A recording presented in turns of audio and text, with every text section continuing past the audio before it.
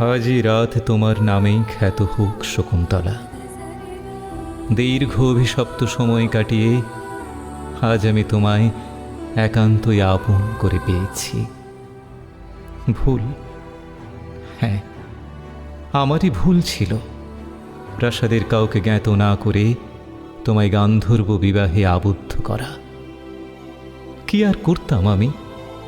তোমার অপরূপ সৌন্দর্য যে আমার ন্যায় বিচারকে হ্রাস করে দিয়েছিল। শিকারের উদ্দেশ্য পরিত্যাগ করে তোমার পিছু নিয়েছিল আমার এই আবেগী মন।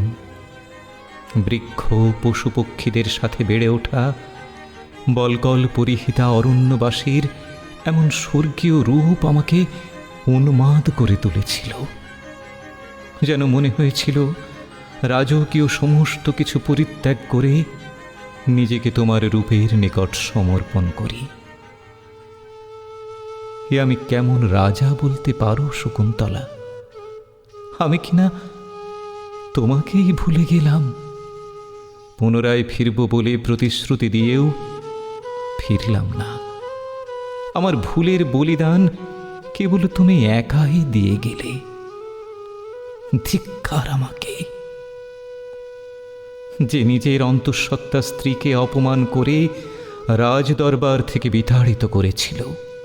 সেই চক্রবর্তী রাজা দুষ্মন্তকে ধিক্কার। এই ভালোবাসা অভিশাপকে ছেদ করে তখন কেন ওই অরণ্যবাসীকে চিনে নিতে পারল না?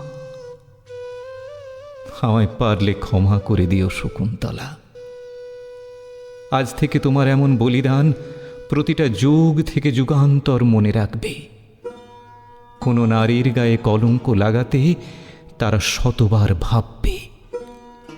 প্রাসাদের আর সব রানীদের থেকে তোমার স্থান থাকবে সবার ঊর্ধ্বে।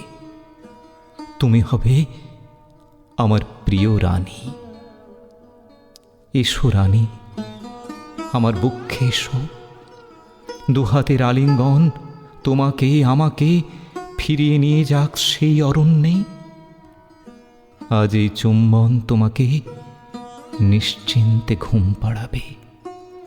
তোমার নামের রাত একটা নতুন ভোরের সূচনা করুক।